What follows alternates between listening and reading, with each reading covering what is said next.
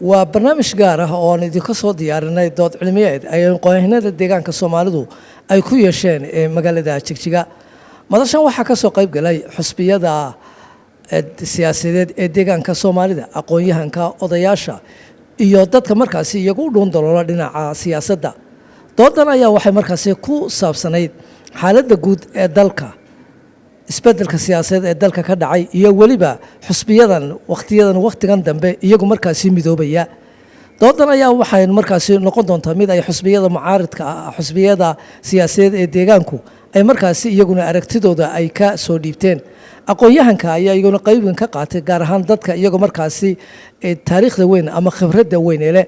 waxa kaloo doodan lagu gogol xaray oo iyadana qaybin ka qaatay dhammaan aqoonyahanka deegaanka Soomaalida intooda badan waxa doodan soo diyaarsay dalada aqoonyahanka deegaanka Soomaalida ku soo dhawaada barnaamijkaasi oo markaasi ku daawan doontaan doodaasi iyo sida ay u dhacday waxaad moodaa haddaynu nahay Soomaali inaan iska kala daadsanahay oo nahay waxa la yiraahdo consumers ama mustahlikiin dad wax loo soo diyaariyay loo keeno oo lagu apply gareeyo marka sida aynu raashinka iyo dharka iyo maaragtay productska kale adduunku sameeyo naloogu keenan u iibsano ayaan siyaasadana consumers unu nahay inta la soo diyaariyo oo rag waxooda soo karkarsadaan baa la inoo keenaa waan la inagu hagaa boqolkii sano u dambeysay qaabka un baynu ahayn marka waxay tiraahdaa Soomaalidu rag aan tashanin dee rag tashaday baa maaragtay qorshahooda lagu fuliyaa waxa farxad ii ah in madal caynkan oo kala ah ama fagaaro noocan oo kala aan isugu imaano horta inagoo Soomaaliya aynu nidhaahno ma tashan karaa ma wada hadli karaa maxaa inagu soo socdo maxaa inala gudboon maxaynu sameynaa waxaana xaqiiqo ah jiirtu markay sareyso dalcadu adag tahay hal man kaga gudbi karaa in aan xooggeena iyo caqligeena iyo maskaxdeena midayno man kaga gudbi karaa marka laba qodob ayaa insha Allah ta'ala laga wada hadli doonaa mid waxa weeye saameynta ay hadda midowgan xisbigan cusub ee midowga ah saameynta geedi socodka isbeddelka qaab nabadeed sidee baa looga gudbi karaa saameynteed buu yeelanayaa in qaab nabadeed looga gudbo marxaladan socoto saameyn intee la eg buu leeyahay muxuu faragelinayaa xuquuqihii asaasiga ahaa aynu heshanayno in dugsanayno waa arin cid kale u taala ma leh waxaan soo xulanay intiinan oo nu arkaynay inay matali karaan shacabweynaha Soomaaliyeed ee deegaanka waxa afka qalaad lagu yiraahdo stakeholders dadkii arintan iska lahaa marka inaan dadkii anaga waan kala duwanaan karaa farqi baa inoo dhaxayn kara waan kala ra'yi duwanaan karaa laakiin waxa jira wax masiir ah oo ay tahay waajib inaan mid ka noqono masiirka ummadda waxaan dareemayaa inuu waajib tahay inaan mid ka noqono taasa waxay kaliftay in aan fagaarahan diyaarino fagaaraheenan arinta ku saabsan xeer hoosaadka cusub ee BB ururkan cusub coalitionka isbahaysigan cusub ee la sameynayo xeer hoosaadkiisa la soo akhriyay waxaan jecelnahay inaysan noqonin caatifad waxa lagu hadlayo inuusan noqonin warka suuqa waxa lagu hadlayo inuusan noqonin warka Facebook waxa lagu hadlayo waayo haddii aad tallaabada aad qaadanaysid iyo go'aamada aad gaadhaysid ku salaysid war aan xaqiiqo ahayn waad lumaysaa waad dayacmaysaa saas darteed baa waxaa loo baahan yahay xubnaha doodan ka qayb qaadanayo inay wax facts ah oo run ah oo evidence leh oo caddayn leh bas inay ku hadlaan waa run consent ama dareenka qofku uu soo jeedin karaa war waxa ka soo socdo qofkan soo akhriin dadka qaar ama odayaasha ama dadka qaar dareenkooda ay qabaan iyo cabsidooda way soo jeedin karaan waa wixii loogu talagalay cidii soo akhriday bay tahay inay uga jawaabto marka ma raba inaan ku dheeraado waxaa mawduucan soo akhriyay oo xeer hoosaadka soo akhriyay oon rabnaa in uu maaragtay wax ka ifiyo oo presentation kooban soo jeedin doono mustafa xaaji cadow mustafa xaaji cadow waa aqoon-yahan deegaanka u dhashay oo waxbarashadiisu ay ahayd Addis Ababa University dadka Highlandiga iyo buuraleyda aad uga warhaya ah waxaan ku dooranay afka xabashiga garanaya digrigiisi koowaad iyo kiisi labaadba Addis Ababa University kaga baxay hadda ka hor aqalka federationka ee Ethiopia xubinka ahaa doodo badan ka soo qayb qaatay oo xuquuqaha say qowmiyaduhu u kala leeyihiin daraasado ka soo diyaariyay hadda ka hor mid ka mid ahna maanta halkan buu ku soo bandhigi doonaa oo ah xuquuqda iyo dowrka ay tahay heer federaal inaan ku yeelano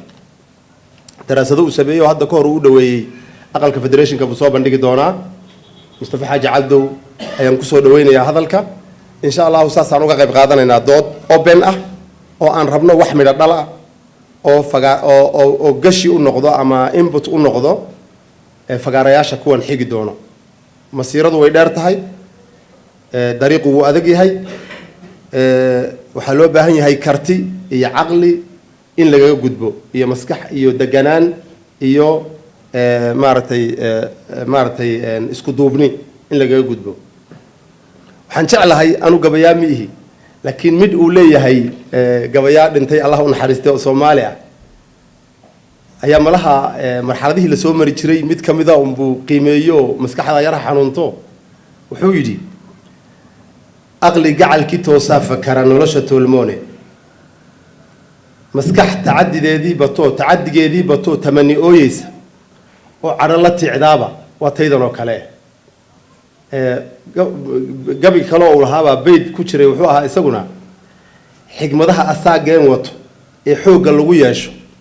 rag allow maxaa naga xayiray waa xujiyayaaba marka waxaan kusoo dhaweynayaa mustafa cadow waqtiga badana uu iska yar yahay annagana waqtiga aad ugu faa'iideysan labadaas markii isku daraba inaan hadalka soo gaagaabina oo nuxurka cabaarna ayaa aan ku qasbanaanayna mawduucan marka uu yar balaaran yahay laba qaybood baan ka soo dhigay qaybta hore waxay noo noqonaysaa hordhac ahaan amaba waxaan la yiraahdaa context intaanan horta mergerkan iyo isku tagga ururada la gaarin ka hor xaaladda siday tahay hadda sidaysi ahaan jirtay marka waxaa marka aan ku hormarayaa qaybtan doorka aan federaalka ku leenahay arrintan ururadu isku tegaya waxay ka mid tahay doorkeenna unbay ka jawaabaysaa ma aha SDP oo keliya ururo kale hadhow haddana ay isbahaysi samayn doono markii la samaynayo maxaa annaga inaan ku dhegna loo baahan yahay unbaa wax la isweydiinaya ah marka doorka sideeda baan federaalka aan ku leenahay muxuu yahay siduu ahaan jiri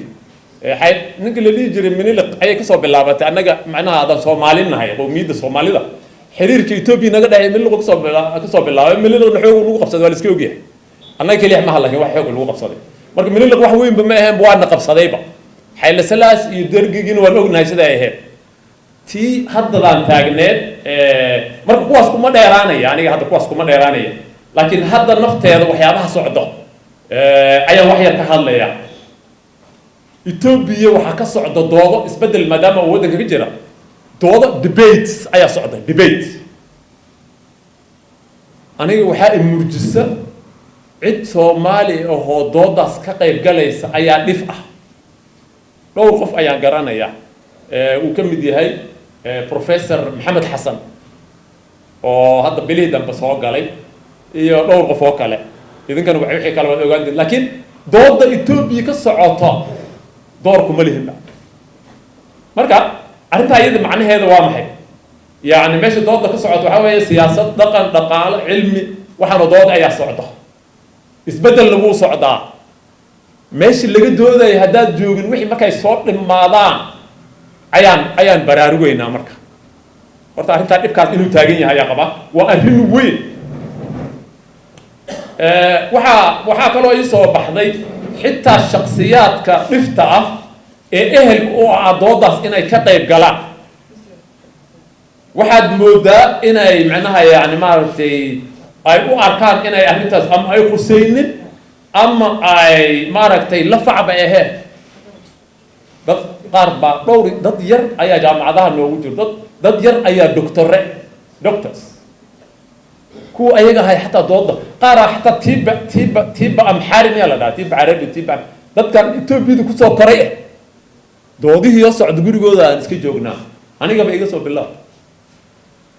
laba walxaad inay mid noqoto marka aniga waxaan leeyahay laba waxaan dadku waxaan iraahdaa laba mid inaan Etoobiyada dooda socoto ka qayb galno ajandaheena aan meesha ayda kaga hadalno iyo waxaan nama quseeyaan inaan dhahno sida walaalaha qaarkood ay qabaan dadkaan isma baqaadi karno inaan dhahno marka wax kale aan ka wada hadalno de marka arrinta ayada macna way taagan tahay lacagta dhan Ethiopia budgetkeeda 30% baa kaleelada la siiyaa soo ma kaleelada wax loo qaybiyo waa 70% xagee ku harta federaal halkaas marka haday dadku ugu dhex jirin maxay tahay 30% ama ku dhex qaqeylnaade oo isku qabsanaa oo gibigeena dhan xaq uma socon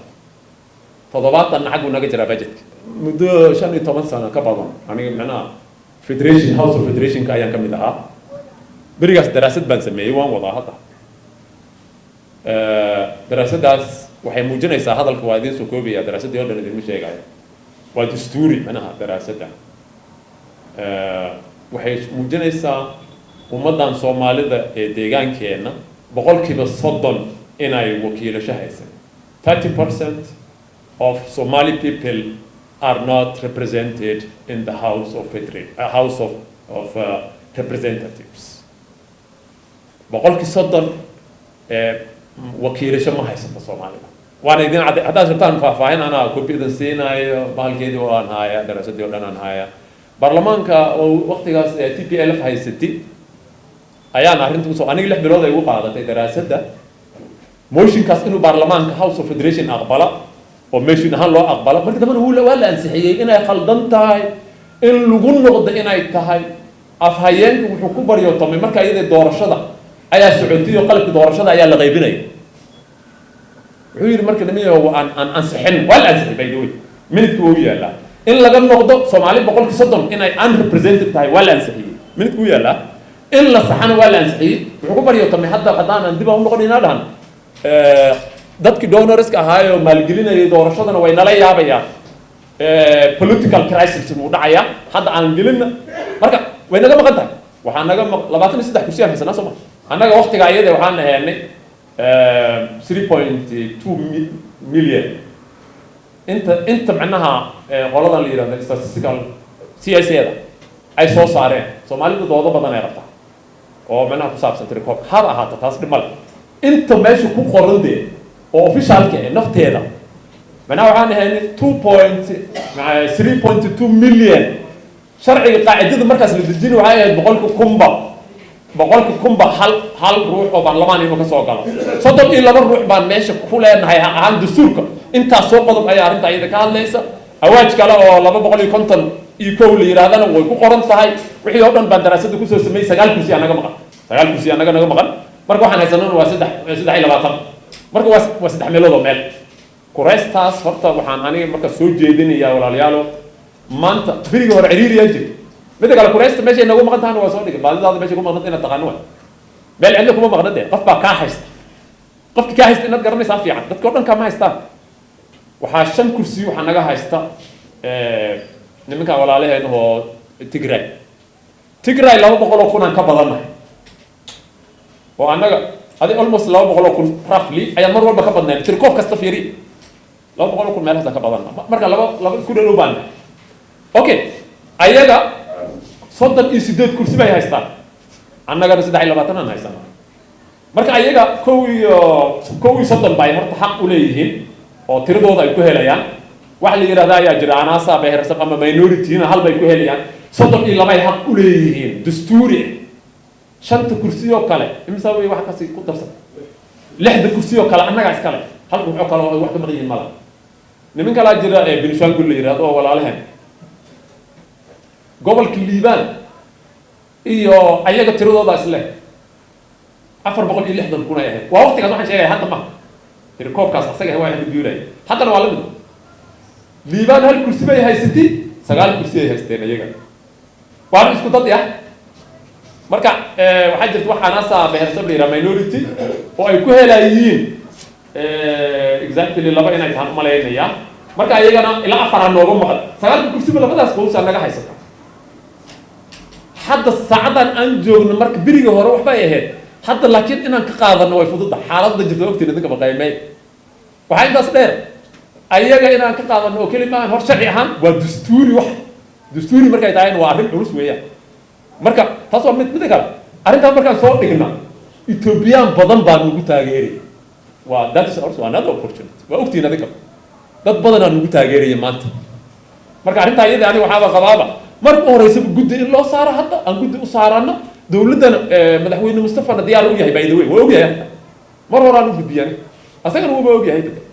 warqad inaan dowladda ka qaban guddaa u saarano house of federation ayaa awood u leh iyo mirja board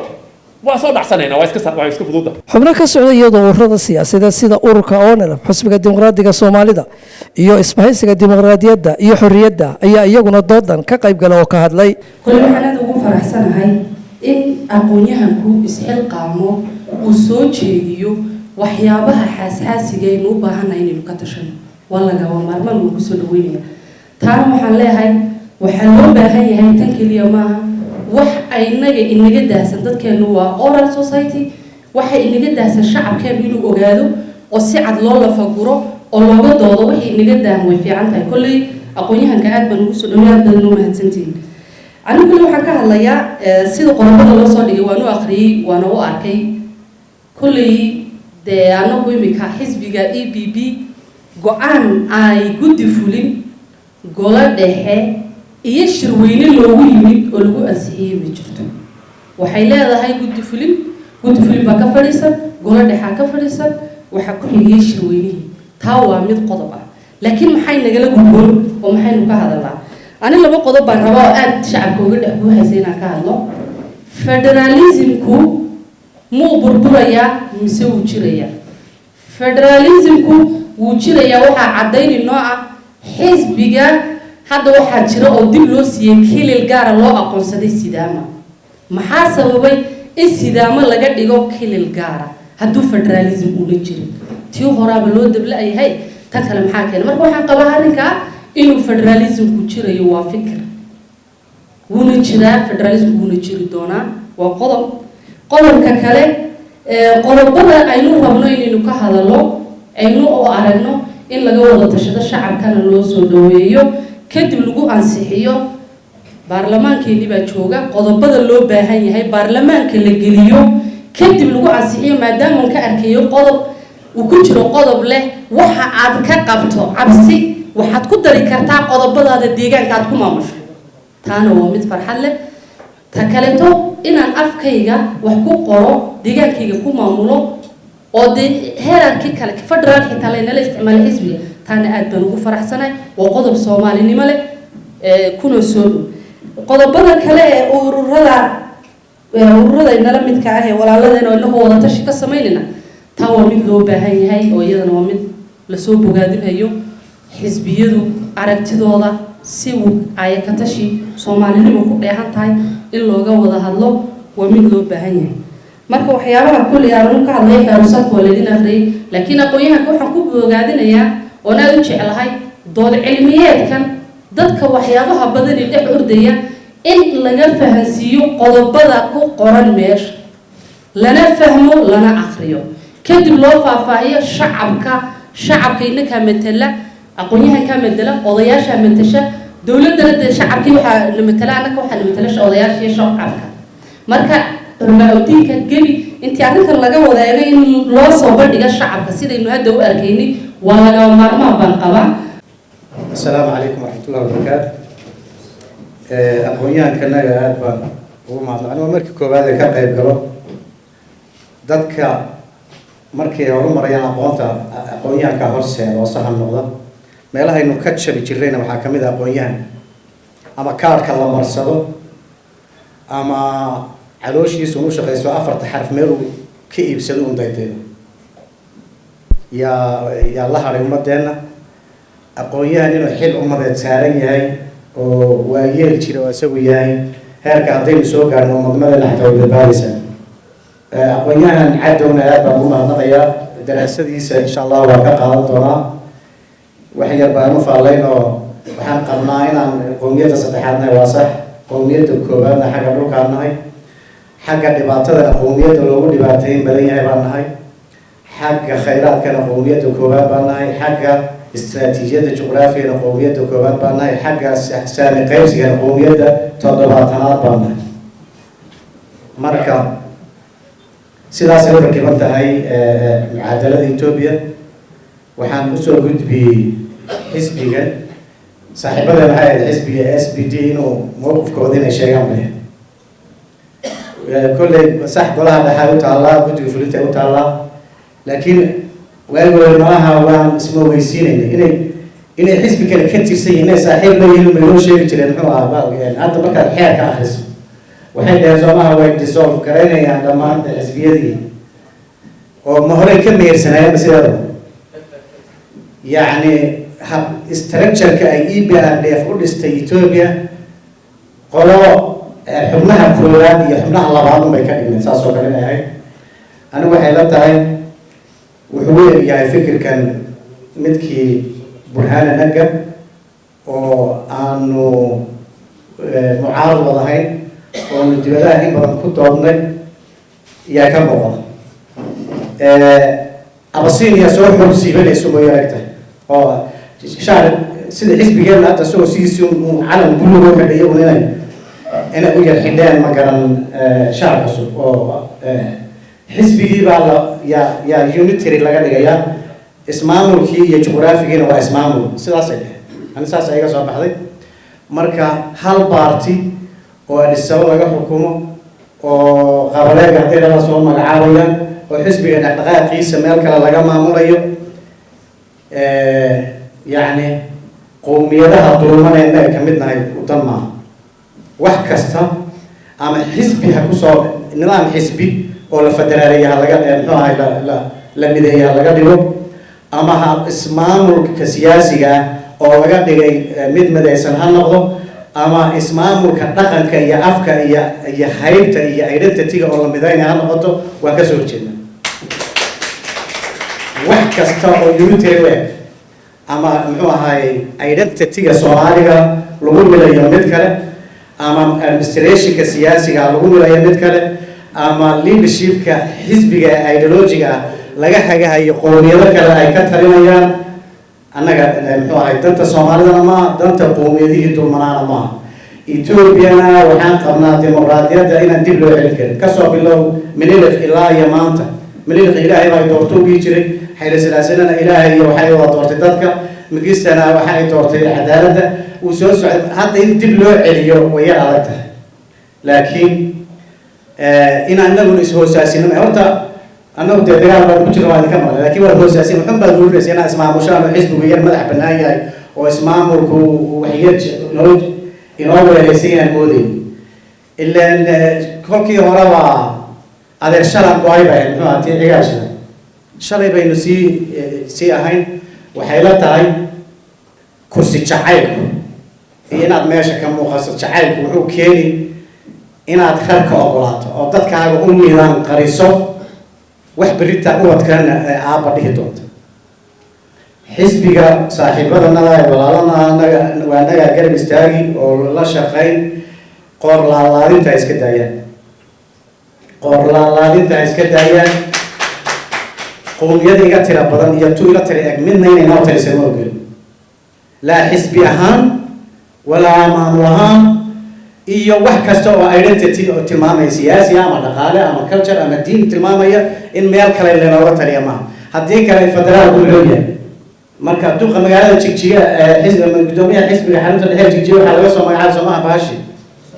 kalisaa de sibaadi oo shaakir loo galay anaga waxaan qabnaa xisbigan iyaga hore له taladan iyaga haya taariikhdan iyaga maanta xusi doontaa waagi hore laagay iyo la sameeyay sheekada cabdi muxuu ahaa ninkii Malas iyo ay askartu inoo diyaarinaysa dadkan way iska hogteen ee galayeen hogeen waxa weeye xisbi ama noqdo xisbi Soomaali leedahay ama iskaga tag meesha laga xilliyeeyay shacabka ee ahzaabta ahaba halkan jooga aqoonyahankii baa halkan jooga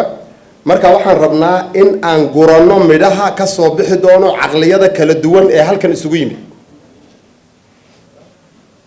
gogashan waxay muhiim u tahay in aynu ogaano xagaynu u soconnaa. waxaynu kari weyno waa arrin kale, laakiin in ay axsaabta lafteedu ay isweydaarsadaan fikirkooda iyada oo miis la fadhiyo oo hadalku qabow yahay oo si qurux badan oo reemagaalnimo oo casriyeysan uu yahay in afkaarta la marka aad buu mahadsan yahay xubinka hadda afhayeenka ONLF. waxaan kusoo dhaweynayaa xisbiga wakiilka u hadlayo xisbiga ADF. waad mahadsantihiin. bismillah. marka hore waa salaamatiin dhammaan qaybgalayaalka. waxaan aada ugu mahadcelinayaa dhalinyarada aqoon-yahanada ah ee usoo kacay dowladeegaanka ee ka fikirayso masiirka ummadda iyo mustaqbalka ayahooda. arrinta la soo dhigay waa laba shay bay ahayd. markaan tan koowaad ka hadlo waxa weeye waxyaalihii naga maqanaa 30 sano ee soo dhaafay ama qarnidii soo dhaafay. qodobka asaga ah dhammaanteen dowlad iyo shacab annagoo isku duuban, xisbi mucaarad ah ama tartamo ah iyo xisbi muxaafid ahba in wixii xaqa inaga maqan aan si ugu midaysan u raadino annagu waa go-aan aanu leenahay. taa markaan leeahay xubnaha uu sheegay Mustafa uu sheegay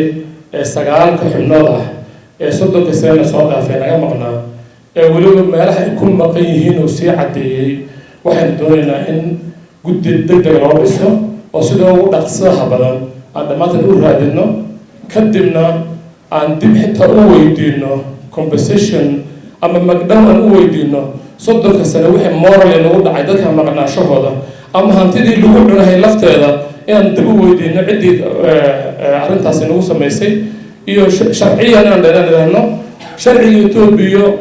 ayaa nagu dhacday si sharci aan soo marno si mushaaraadka iyo benefitka ay ku qaadan hayeen dib loo soo celiyo. taayada waddanka asaga ah annagoo wada meeshan aan qaadan doonayna. tan labaad arrinta hadda socota saad ogtihiin annagu xisbi ahaan muddo dhowaan yaan isu soo habeynay. hawshana weli way socotaa. markaan eegno waxaynu nidhi amay wanaagsanaan lahayd waxaani inta hadda Mustafa ka ogyahay annana ka ogaano marka hore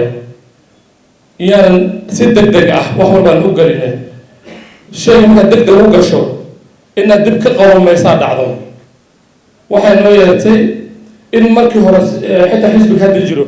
dee waxyaalaha aan saddex marin baan ka sheegayaa in si yaroo fudud loo gelisiiyey haddana dib loogu istaagahay. annagana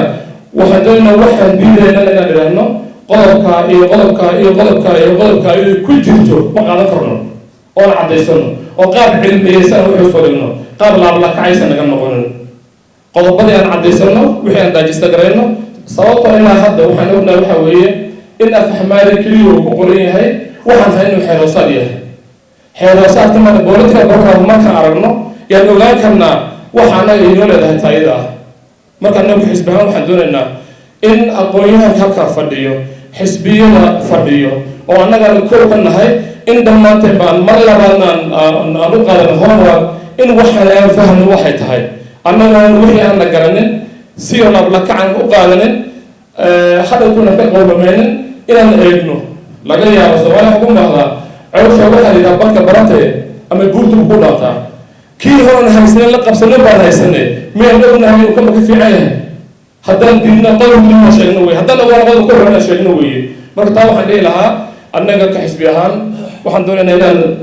si qoto dheeraan mar labaad ugu noqono u ogaano u baarno kadib markaan fahanno wixii halkaa inaga soo baxaa in meediyaha iyo shacabka u marino arrintaa lagwaakanaga wuxuu yahay. ilaa hadda afxamaalin buu ku qoran yahay. afxamaalin inta badan ma akrino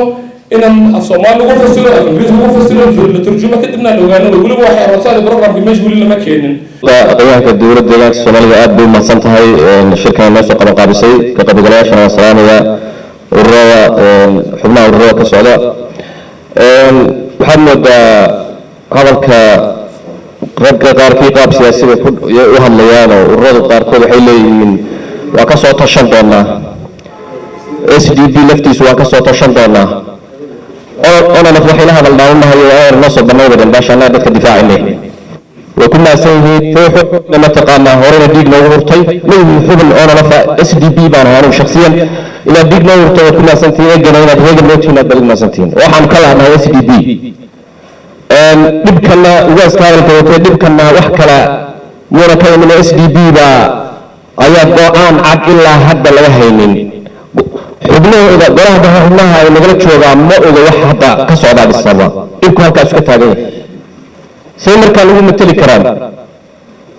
adardoolaal baa hadda ka shaqeyn ma xisbi siyaasi mise xisbi shacaba waxay lagu akhriyaan xisbi siyaasi waxaana xisbi shacaba laakiin waa oo heesahooda waxaa ka mid a xisbigu waa dhakhtar somaharta oo ASTV ka daawanayna laakiin waxaad moodaa inay xisbi siyaasi yihiin xisbigii hore laynama hore wuu baaba'ay wuu kala tegey meeshuu ka baxay laakiin constitutionkiisiina waa la soo qaatay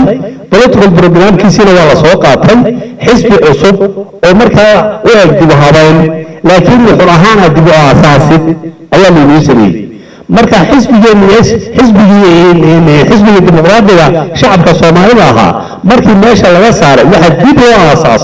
loo aasaasaya xisbiga dimuqraadiga shacabka soomaaliyeed oo ka maanta inu hogaamiye xisbigaas marka ama hogaamintiisa ama kaadirkiisa ama xisbiyaasha xisbigiisu ma aha raggii xisbinimada muddada dheer ku soo jiray ee ka qayb qaatay isbedelkii siyaasadeed heerkuu doonada ha noqdee laakiin waa siyaasiyiin cusub waa xisbi cusub waa kaadir cusub oo ku salaysan shaqaalaha dowladda يعني أيوة دمان مسؤولين كدولة دهير تجمهير فترة قبله إلا ما شاء الله صرفة دمان واحد الحزبي مين يستاهل مين يستاهل مين صاعد صل مسمونا صاعد صل قارن كمية بحياة مسمونا بحيل حرك حزب جماعة جالسين مسميه جالسين ما يقدر ثوى ورقة مو صحيح أو مية هاي مو قضية فيه تاكل حدنا وأفكرا إلى المسؤولية دمان كدولة تكملتها حزب جماعة سلاسة waxa waqti yar ku biyo keenay isbedelka Itoobiya ka jiray in maanta ay sano walaga raala aanu saaradaan oo sir gudoonka hadan yar faraayar waqtiga karso horta waxna laga hadlayo muddo waa maxay tibaadna ugu noqon falsafadii Melis doctor in dib ugu noqon Melis doctor waxa ahay 1995 kii markii dawladdu ugu horeysay shaqadii ku dhamaatay ee dawladii dambe sharciga iyo constitution la sameeyay Melis doctor in bay bilawnay marka Melis doctor waxa ku salaysan tahay xisbiga oo markaa qabsaday EPRDF iyo xisbigii hogaamiyay TPLF sida ay dalka u xukuma lahaayeen waqtiga soo socday iyo muddada soo socota dadka wuxuu ku qasbanaa in Melis doctor inuu keeno Melis doctor intiina waxay ka koobnay qodobo kala duwan markii hore xukunka la qaybsado ayay noo keeneen inta federalismkiya waxay noo keeneen maamulka inay axsaab iyagoo saddexa oo Oromiya Amhariya iyo Tigreeya inay qaybsadaan hataa dawladii bay qaybsadeen hataa jamaacadii bay qaybsadeen waayo tobankii jamaacad ee waqtiga garaadeen sidii qolada afar bay qaadatay qolada saddex bay qaadatay qolada saddex bay qaadatay sidaas ay kala qaybsadeen qolada dawladku waa dalka tuuro iyagoo aad u baa loo yeeray meesha mooyay iyo qaybsiga rukmiya inay jirin laakiin waqtiga hore waxa laga siiyay House of Federation keena ka noqdaan laakiin hadda dib u xusuusataan ama intii aragtay qoraalaha maamaha Facebook page-kiisa soo dhigay ayaa haraad uga faalooraya Melis doctor iyo qaybaheedii iyo qaybkii liibiga geliyay inaga iyo sidoo u qaadanay dood maanta maalintii taageerta meeshii bay taageerna oo sababta maxay u taageerna Melis doctor markuu liibiga geliyay ee Ethiopia qodobada hadda Mustafa akhriyay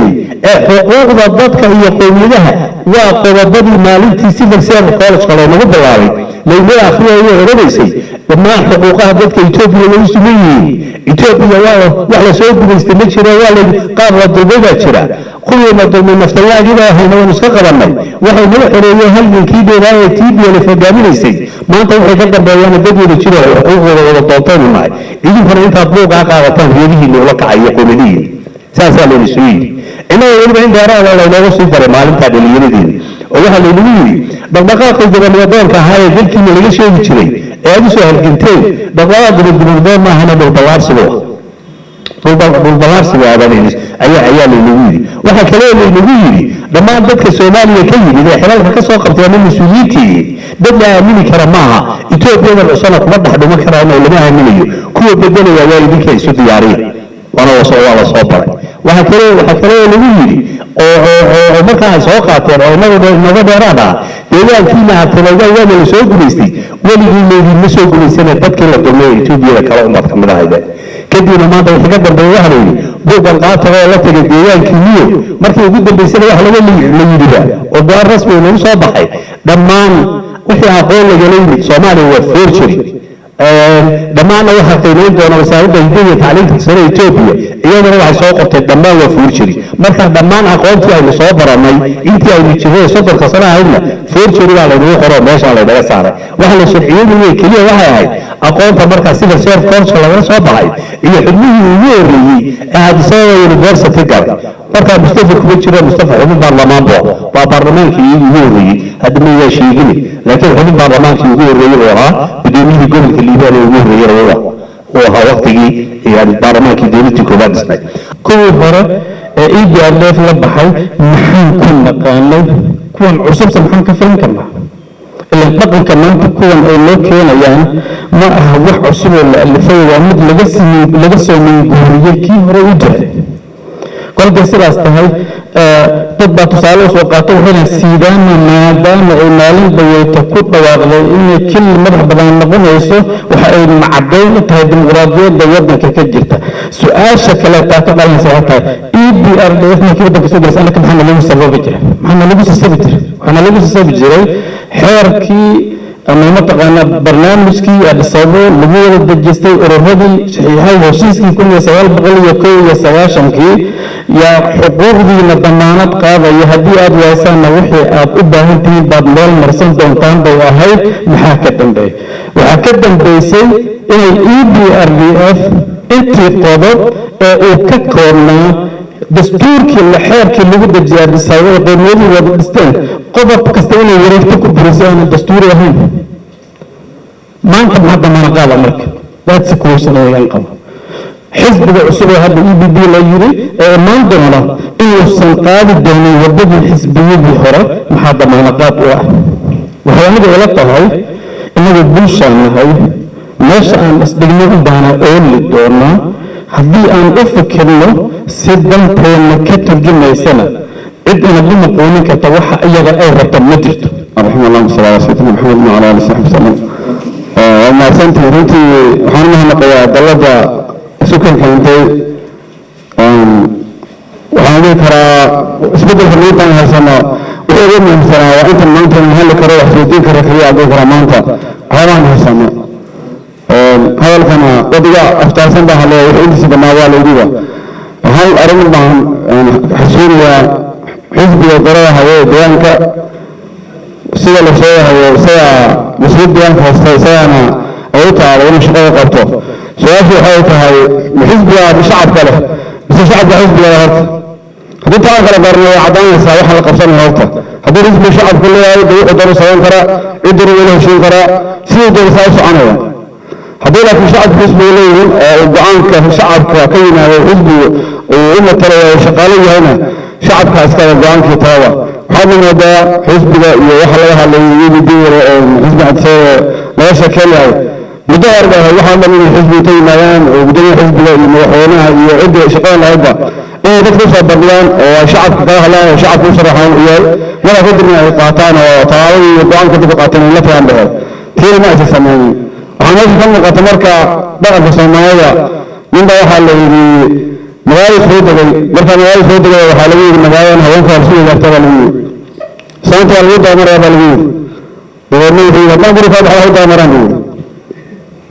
macnaha soo magad xisbi alla haddaan kaga baxaa meesha waa lagu daamaraya horta olaf waxay tiri haddii soomaaliya qabanayna anaga soomaaliya keenide loo soo banaya meesha oo halka hadda uu lahaa fungu lahaa hasa ahaa إلبا هاري على فاش محاد دماغه إن الشعب كبنته لا أتفلسي محاد دماغه ما هساوي حزب هذا هو على وفد يا دماغه وهو ضد كم حول عين يجلسان كي بالداعين على جبهة هو إيه مالا وجوه بالي حبسان كحبسانين هذا الحوي له ضد كأنه فوق العين وحي كسر أمين أتساوى dadku fahmiyo Soomaalidu waa dhaqan waxaan leenahay waxa saalayay inuu meesha gaarimo si dhaqan si ayaa shaqeeyay sanka subhanahu wa ta'ala Allah mudasawir baa ku dhacayo wafdaa ma sanka waxa la yiraahdaa subhanahu waxaan u taatanahay markaasuu inuu wax u garanayo waxaan ka baqayaa sanka inuu dhahar maray ka baqanayo inagu waxaan ka baqaynaa inuu Soomaaliyeed Ethiopia iyo Leeyahay nabaadisa dacwada bartaan qanay waxaan ka baqaynaa waddo hore hadda la qaasiyo waxdan baa ay xisbi iyo xaqan iyo aad masant waxaad moodaan hadal siyaasadda wasal oo shacabka ABB dal inooma aha maxayna dal inooga ahayn haddaad leedaysaan ABB ur la galay beritoona jijiya waxay noqon doontaa birdhabo kale noqonaysaa xaafadda lixaad baan deganay xaafadda lixaad waxay odan doontaa baarlamaankoodii heer deegaan bay odaynayaan geli lahaa mataqaanaa xisbigana ay odayn doonaan xubnahoodii geli lahaa bay odaynayaan caana ka dhamaday ayuu shacbiyad adeer cali shucashay tola lahaa caana ka dhamaday arrintu markaa saas weeye waxay dan u tahay waxaan Soomaali dan uma aha hurriin dan uma aha afar dan uma aha qoomiyadaha kale cagaarka la oran jiray dan uma waxay dan u tahay laba qowmiyadood waa qowmiyadda uraagada iyo qowmiyadda maxay dan ugu tahay Ethiopia dhalmeeyay degan oo mataqaan cooshad yar uraagooda ka dhisay ma jirto wuxuu ku qasbay markaa in dadka inta la qanay qorashad galo inuu adi bari ku metelo ninka jijigaanisa rasuulis jaarka ilaa afarta banac iga degan inuu metelo raba kuwaasay dan u tahay horta qowmiyadaha kale dan uma maxaa lagu qanciyay oramo waxaa lagu qanciyay naga bebeeshka u badan maadaama u badan guddiga fulinta inaga badan doona mataqaana golaha dhaxan inaga badan doona maxay filaanaysaa ويكون شيء من هذا القلقل الأمريكي كي يقول إيه الناس تنقد على الفليسة طلعوا العين وواتا حزبي قالوا حزبي أوروبا قوي هذا الدوفان يضع الدوفي وكيلو من بجيسته هذا الدوفان أو عاد مركا يدينكو أو عاد وحبدت كل سعودسين هذا مثلا هاي سفاة مع ما تبقى يسوق هي بين قويان وهيسوق هي بين اللي يدهبان وروح على يد ما درانا إليه مصطفى مية ما يبغيش الرحية كعلايا قالوا لي الموتى أنا هذا إحنا الوزيرية مو قنيات صاع ثمانية ودمر كمية الثانية ما نعرف مو قنيات أخوات ما نعرف دستور كمية الثانية ما نعرف ولا كل برنامج ما نعرف ما بعرف المقالبة أنت ما بعرف تساسا ما هذا مركا هلكو حسب أنتم ما يقدرون شرح لا ولا الله ولا بها وياها بس من النار بان عاد صوت وقوى بوب دمر اللي يدار ليش ويلا حسب EBB اللي يدار والله بالسيا وانا احسابتي الحيوانين عن كور قيد قلب انا ورد جهان حسب عن قيد قلب والله واصل برنامج حنان وضعنا حسب كاستاسيسي اللي بده كوميتي له هاي دوكيمنت كيس كوبا بوليتيكال بروجرام كيس بركا بوليتيكال بروجرام كيس سي يلا بوليتيكال استراتيجي سنه نوعا يفرفريه قاب كمبادئيسي دقانيسي وواصلا لسياسيتي برشد حير اسكما ملاها وصنا استي قاب كلا وقيبسيا بل كان اللي دغيستا كدب لا الى يداوا maxay la quman horta intaas xisbiga ka suuleeyay xisbiga ma oramin intii hadda dalada qoyaha ku leeyahay warba kaala intii dhaha warasaaka saydaranka xisbiga aan doonayno inta loo sheego isagoo martiyada inala jooga sida laftiisa ay nala jooga maxaa markaa ka codsanaynaa xisbiga waxaan ka codsanaynaa xisbiga weyn inuu hogaamiyaa madaxweyne qodobka ma dhalinyarada hogaamisa xisbiga waa wadaniyiin waa minayada fiican oo dhalinyara laakiin intaad geed ka doodin tala ka doodaay waa haramo siyaasadeed negotiations wala hadal dood la fagur intaasoo dhan meesha yaalla ayay isku keliyeeyeen intii kale la wadaagi lahaayay ka qabiyeen markaasay hadda waxay hayaan Allah ya kaala waxay sheegi doonaan war kama hayno laakiin haddii waxaan ka doonaynay anagoo daacadnimada ayaga u haysana oo aaminsan waxaan ka doonaynay inay soo hor fadhiistaan oo kuwa ugu sarreeya soo fadhiistaan oo ay barnaamijkan u sheegaan masiirka ummadda hadda waxa uu gacanta ugu jiraa oo go'aankeeda ku jiraa waxa weeyaan waa dadka ay leeyihiin xisbiga iyagana awoodina ama inay isbaabiyaan ama inay shuruudo gudbiyaan ama inay yidhaahdaan dadkayga la soo tashanayna waxaan qabaa inay soo bahday tuulay tahay waxay ahayd waqtigii uu qabyada ahaa ee filosofiga noqonaya madabarta inay dadka kala tashadaan oo ay u sharaxaan oo yidhahdeen waxaas iyo waxaas ayuu xisbigan la idiin soo wada u daaran yahay waqti ay xoolihii faldhaa kala dhaceen ayaa intay tvda soo fadhiistay yidhaahdaan weli waxaa socota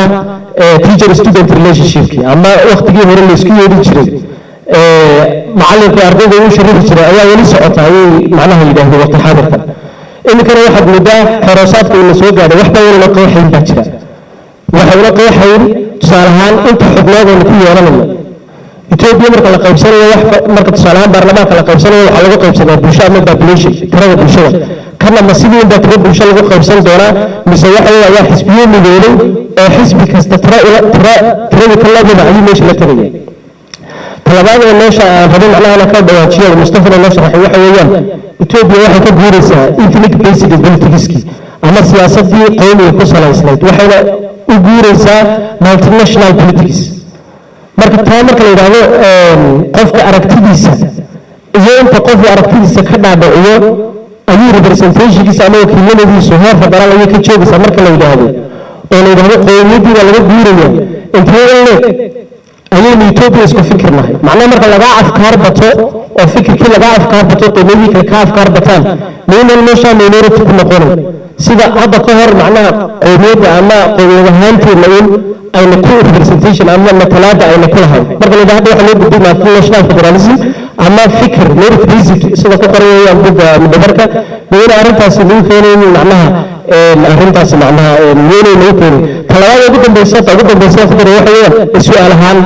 xisbiga la top down baa mise waa bottom up macnaha waxa weeyaan golaha dhexe xisbiga ayaa shuruudaha sabab soo dhisaya sidaas uu heer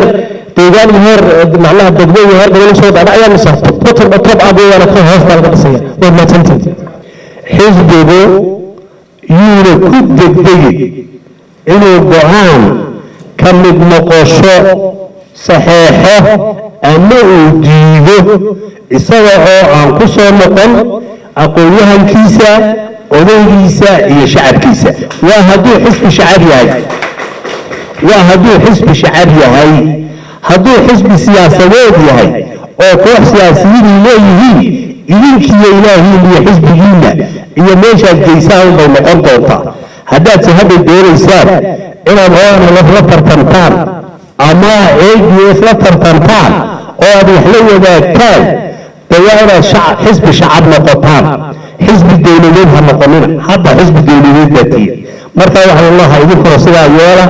waxaan maqlayaa maalmahana iyaduna shirshiri doonaan laakiin waxaan doonayaa inaan laba kelmadooda fariina usii gaarsiiyo inaan qadiyad iyo masiir u kala sheego ummadani qadiyadeeda idinkumayna wareejin masiirkiinana idinkumay wareejin idinkaa yidhi barnaamijkanaanu idinku maqanaynaao xisbi baa naho kanaan idinku maamulaynaa idinkaa la yidhi laakiin kaasi qadiyadayadiina maaha masiirkayadiina maaha intaad iska dhigtaan intaad idinkuna qadiyadii iyo masiirkii la wareegteen hanaga dhigina annaguna inaan marti ku nahay shacabka idinkuna qadiyadii iyo masiirkiiba intaad la wareegteen inaad xisbigiini siyaasadiisa ku dhex geyseen kadibna saad doonaysaa aad ka yeeli kartaan taa naga gaaya imaada naga shira dadka horimaada weli waxaan leedahay sidan oo kale oo dowladdu sameeyeen idinkoo keligiina oo xisbigiiniya imaada waxaan laydin soo akhriyey kaala waxnaana loo akhriyaan wasalaamu calaykum waraxmatullahi wabarakaatu